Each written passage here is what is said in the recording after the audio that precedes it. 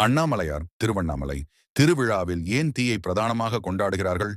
பழமையான கதையின்படி ஒரு நாள் பிரம்மா மற்றும் விஷ்ணு யார் மேன்மைசாலி என வாதாடினார்கள். அப்பொழுது சிவபெருமான் அவர்களுக்கு ஒரு பாடம் கற்பிக்க விரும்பினார். அவர் தன் மூன்றாவது கண்விழியால் ஒரு பிரம்மாண்டமான அக்னி ஜோதி உருவாக்கி விண்ணளவுக்கு பரவினார். சிவன் கூறினார், இந்த அக்னியின் ஆரம்பமும் முடிவும் எங்கே என்பதை நீங்கள் கண்டுபிடியுங்கள். உங்களுக்கே புரியும் என்றார். விஷ்ணு ஒரு பன்றியாக மாறி பாதாளத்துக்கு சென்று தேடினார். எவ்வளவு தேடியும் இருவருக்கும் அந்த ஜோதி தொடக்கமும் முடிவும் கிடைக்கவில்லை. அப்போது விஷ்ணு உண்மையை ஏற்று சிவனை வணங்கினார்.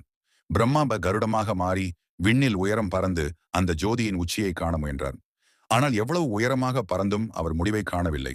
அப்போது பிரம்மா தாழம்பூவை பார்த்தார். அருகில் ஒரு தெய்வீக பிசாசு இருந்தது. அது கூறியது, இந்த தாழம்பூ இந்த அக்னி ஜோதியின் உச்சியிலிருந்து விழுந்தது. பிரம்மா அந்த தாழம்பூவை எடுத்துக்கொண்டு சிவனிடம் சென்று, இந்த தாழம்பூவைத்தான் நான் உச்சியில் இருந்து கொண்டு வந்தேன் என்று போய் கூறினார். தாழம்பூவும் சேர்ந்து போய் உரித்தது. சிவன் உண்மை தெரிந்திருந்ததால் கோபம் அடைந்தார். அந்த தாழம்பூவுக்கு இனி என் வழிபாட்டில் இடமில்லை என்று சிவன் சபித்தார்.